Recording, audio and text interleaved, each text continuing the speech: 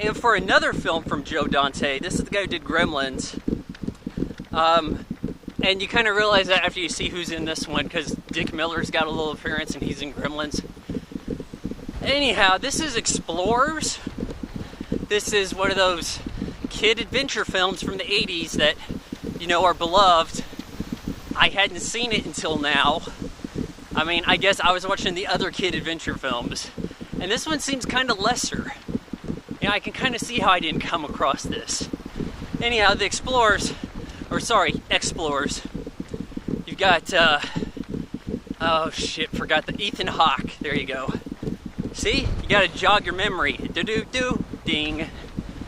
Ethan Hawke's the lead kid, has a dream about flying and circuit board stuff.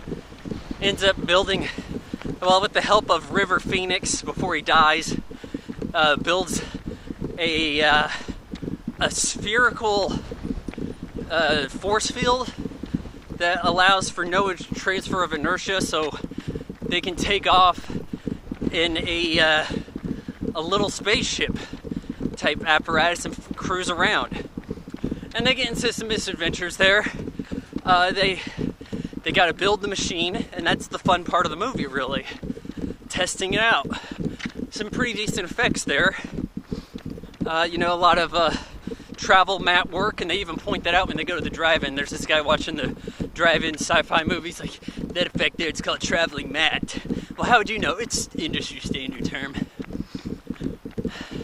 The effects don't look bad, and I liked the idea of the kids building the contraption, even though I'm not really entirely sure how they ever got the initial part of it working.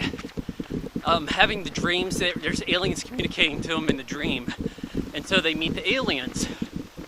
So they end up going off, leaving Earth, and taking it off into space. They go, I don't know, light speed or whatever, with this missing component, and they hang out with the aliens for a bit. And the aliens are annoying as all hell. They're just doing sound bites from various movies and TV shows under this idea that they are watching our TV. They're seeing, like, classic television clips. And I get that. I mean, we know that the waves go out there and that they pick them up. So I guess the idea is that wherever they're at, they got to these waves, and that's what they know of our culture. But they just go and do like a comedy routine and singing and stuff. And poor Ethan Hawke, River Phoenix, and other boy are just sitting there subjected to it. I was like, God, enough of this crap. They don't even look that great as aliens. They got a lot of like hard applique to them. The eyes don't move a whole lot. Yeah, they'll blink and whatever, look around. But a lot of inflexible parts in the face. And that's the way it sometimes can be. When you don't go all digital, guys.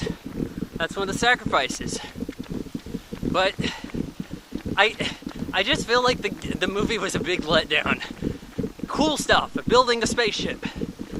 You know, go kids, you got it.